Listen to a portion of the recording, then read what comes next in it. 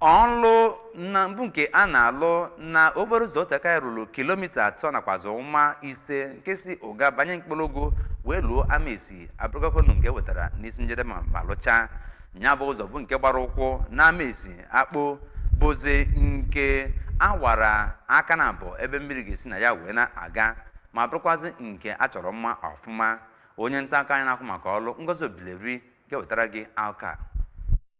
ka ọ na-ekwu okwu gbasara ya bụ ọnọdụ ka kọmishọna na-ahụ maka ọrụ ngo bụ injinia Ifeanyi Okoma kọwara na ya bụ ụzọ bụ nnọọ nke dị mkpa na ụzọ a na-arụgasị na steeti a, kọwakwa na ebumnobi eji rụọ ya bụ ka o wee nwee ike nyere ndị mmadụ aka isigasị ụzọ dị iche iche wee banye ya bụ ụzọ Ekwulọbịa gara ụga nke a na-eme ka obosara ya buo ibu nke ọrụ na-aga na ya ugbu a. Injinia Okoma kọwakwara na ya bụ ụzọ jọburu nnọọ nnukwu njọ tupu ebido ọrụ na ya, nke ọ kọwara na nnukwu mbuze dị n'ime ya, ma kọwakwa na ya bụ ụzọ mebiri ụgbọala ha oge ha gara njem nleta tupu ebido ọrụ na ya, mana otu ọ dịzi ugbu a na ụgbọala niile na-aga na ya. Kọwakwa na aka ga-aga n'ihu na-arụ ụzọ dịgasị iche iche na steeti a. N'okwu nke ya ka otu onye mkpọrọgwụ bụ Maazị Chinedu Eziibe gwara ndị nta akụkọ ABS na ya bụ ụzọ dị nnọọ nnukwu mkpa n'ịkwalite ọnọdụ akụnụba na mpaghara ahụ ma nyekwa ha ohere ịdị na-agagasị n'obodo ndị ọzọ